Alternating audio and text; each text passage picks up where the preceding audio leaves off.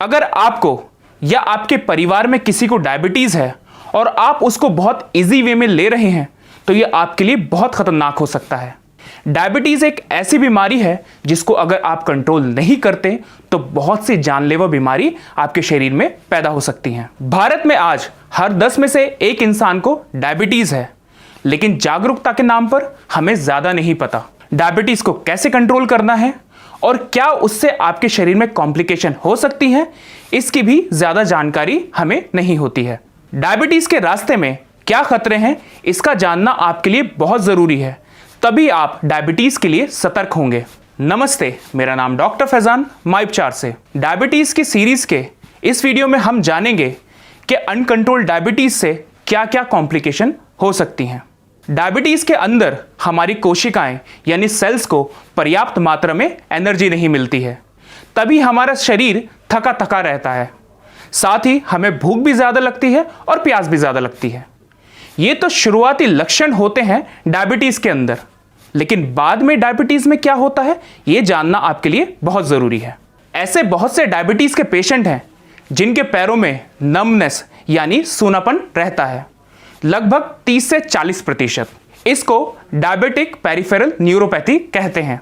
दरअसल हमारी बढ़ी हुई ब्लड शुगर हमारी पैरों की कैपिलरीज को डैमेज कर देती है। ये कैपिलरीज पैरों की नर्व्स को पोषण देने का काम करती है। नर्व्स को पोषण नहीं मिल पाता तो वो भी मर जाती हैं।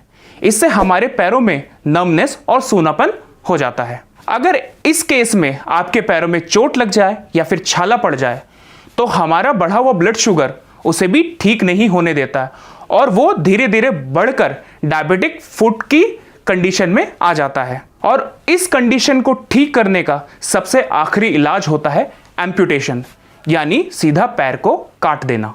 अगली कंडीशन जो अनकंट्रोल्ड डायबिटीज़ में हो सकती है वो है डायबिटिक नेफ्रोपैथी। डायबिटीज़ के अंदर हमारी किडनी को वर्क ज़्यादा करना पड़ता है क्योंकि वो हमारे ब्लड को फिल्टर करती रहती है शुगर को कम करने के लिए। ऐसा करते वक्त उसको बहुत सारी माइनर इंजरीज होती हैं जिसमें हमारी किडनी में इन्फ्लेमेशन और साइटोकाइंस प्रोड्यूस होते हैं।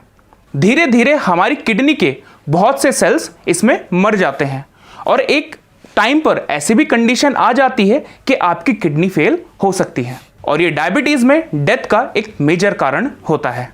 डायबिटीज़ में ब्लड वेसल और नर्व डैमेज लगभग पूरे शरीर में होता है और इसका प्रभाव आपकी आंखों पर भी पड़ता है।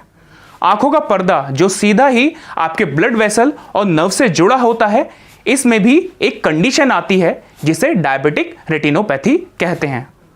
अगर आपकी ब्लड शुगर कंट्रोल नहीं रहती है तो ये कंडीशन आपकी बहुत जल्दी आ सकती है और आप इस कंडीशन को सिर्फ अपने चश्मे के नंबर को चेंज करने से ठीक नहीं कर सकते। इसी तरह ब्लड शुगर कंट्रोल ना करने से आपके दिल पर भी बहुत बुरा असर पड़ता है, जिसे इस्चेमिक हार्ट डिजीज कहते हैं, जो मेन कारण होता है हार्ट अटैक या फिर हार्ट स्ट्रोक होने का। डायबिटीज से जो डेथ होती हैं उनमें लगभग 40% केस हार्ट अटैक या फिर हार्ट स्ट्रोक के ही होते हैं।